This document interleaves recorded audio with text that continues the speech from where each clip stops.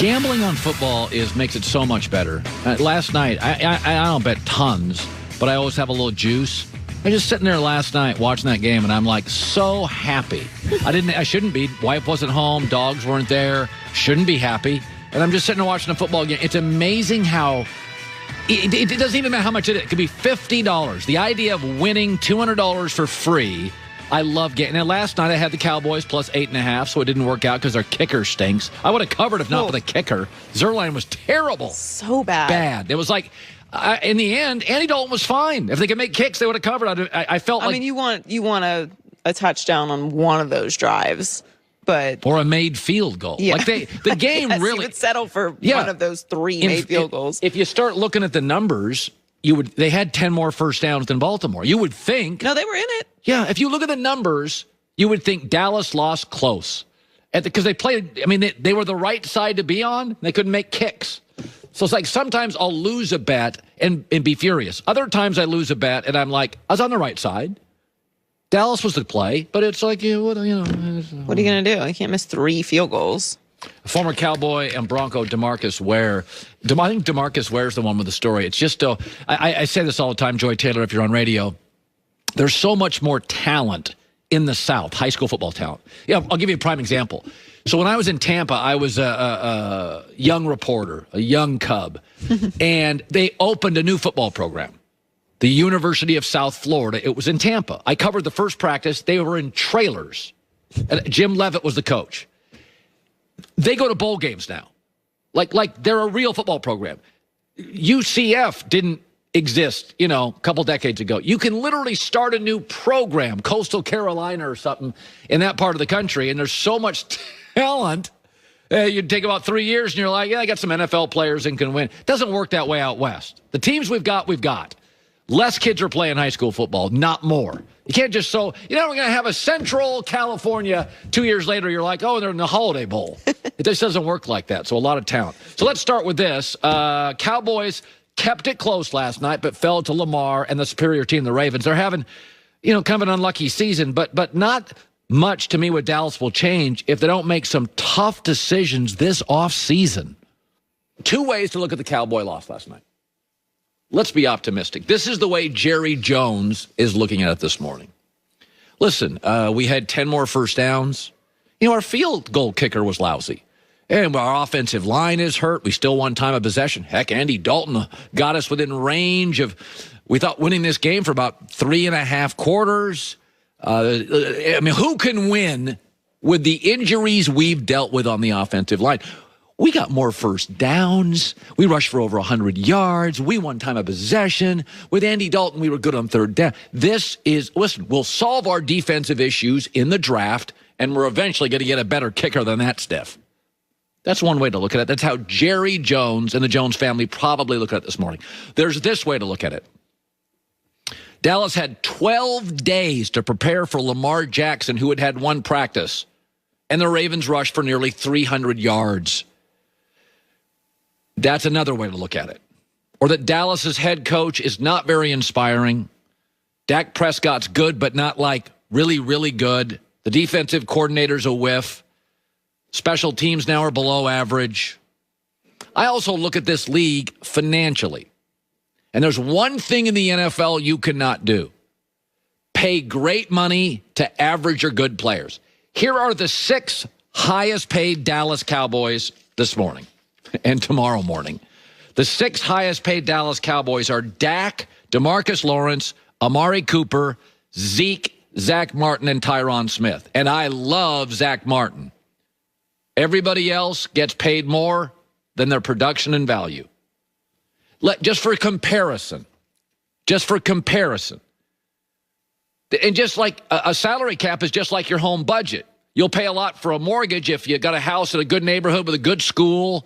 You'll pay a little bit more money for a car if it's incredibly reliable. You got it on a reasonable lease. You don't want to overpay for that stuff. So those are the 6 highest paid guys. What would they do on the market? Would Dak have a big market at $38 million? DeMarcus Lawrence at $25 million? Amari at $20? There'd be no market. Zach Martin would have a market. So let's go now to the Kansas City Chiefs. They appear to be well run. Here are their 6 highest paid guys. Patrick Mahomes, Frank Clark, Chris Jones, Tyreek Hill, Travis Kelce, and Honey Badger. I'll just give you a heads up. On the market, yeah, they're going for top dollar. The Green Bay Packers, Aaron Rodgers, David Bakhtiari, Kenny Clark, Zadarius Smith, Devontae Adams, Preston Smith. By the way, they didn't pay a ton for Zadarius or Preston Smith, so those are not huge contracts. They're not paid that much on the market. All of them get the money they currently make, some more.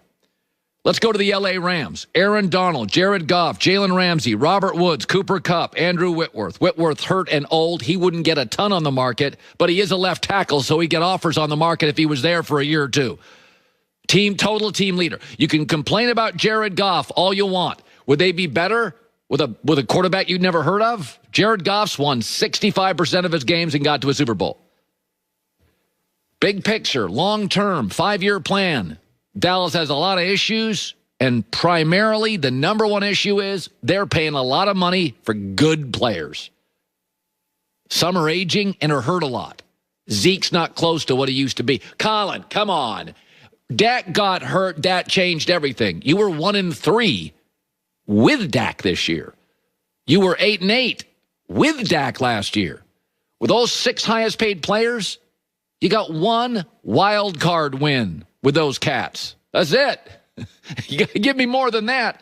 So Dallas has, to me, I look at Dallas, and our quarterback got hurt is not good enough. You look around the NFL, Seattle's highest paid people, Russell Wilson, okay, Jamal Adams, Carlos Dunlap, Bobby Wagner, Tyler Lockett. Now, Tyler Lockett is a little, at this point, because DK Metcalf is so great, Tyler Lockett feels a little overpaid. But if you look at his salary, it's not like a DeMarcus Lawrence salary. Dallas has major problems. And I've said, okay, give me a solution. The solution is you got a really good draft pick. You're going to finish with a top 5 draft pick. You got 2 choices with that draft pick. One of them, trade it and get multiple picks to get cheaper on the roster. Or 2, get a quarterback. Here's Jimmy Johnson last night in the pregame show. I think the number one priority, they've got to sign Dak Prescott to a long-term contract. Not a franchise tag, because that will eat up too much of a reduced cap. Now, having said that, I don't expect them to have this high a pick in the draft in the future. So I would not bypass a franchise quarterback in the draft. Quarterbacks are valuable. Go ahead and take one if one's there when you're picking. And let him sit behind Dak Prescott for multiple years. But this is not, listen, baseball survived when the Yankees were irrelevant in the 80s. The NBA was fine when the Lakers, pre-LeBron, were irrelevant for about 4 or 5 years. Football is going to be fine without the Dallas Cowboys. But Jerry Jones likes to be front and center. And Troy Aikman said it at the end of last night's broadcast. There are a lot of issues and not a lot of solutions. When the solution is, all right, let's sign Dak, who we like, to a contract, stretch it out so it's not as punitive. It's not a great solution. He's good. He's not special. He's not going to overcome this defense, overcome average coaching. He's not that special.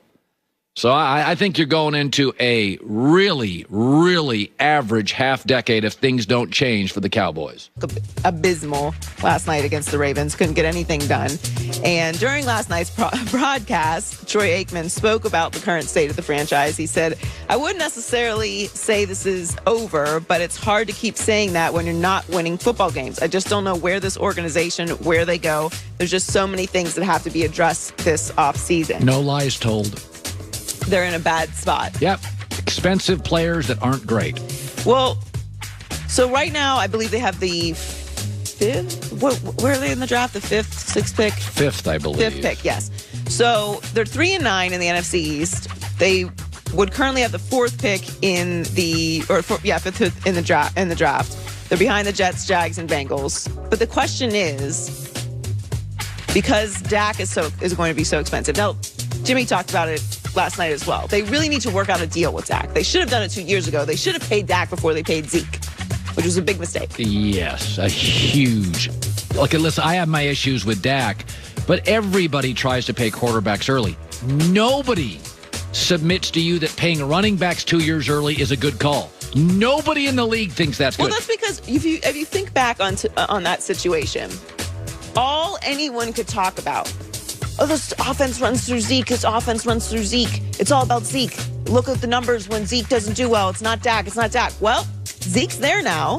And I understand their offensive line has had major issues, and they are not the same offensive line, and they're kind of living off of reputation at this point. I told Goulet 2 weeks ago, there are times Tony Pollard is quicker. There are times that Pollard, I think, in certain downs, is a better fit for their offense. I don't think that Zeke is washed. No, he's not, but he's not. But they should have paid Dak before they paid Zeke. And they're in the situation they're in now because of that. And now you either franchise tag him again, which will completely mess up the salary cap situation because he's going to be $40 million, or you try and work out a deal, which he may be more interested in because of the injury now. That has maybe changed things for him. He might be a little bit more flexible. But Dallas is in a bad situation. Do you trade back in the draft? You need so much. Yeah. You need an offensive line and a defense. That's a lot. Yeah. Finally, Odell Beckham Jr. hasn't played for the Giants since 2000.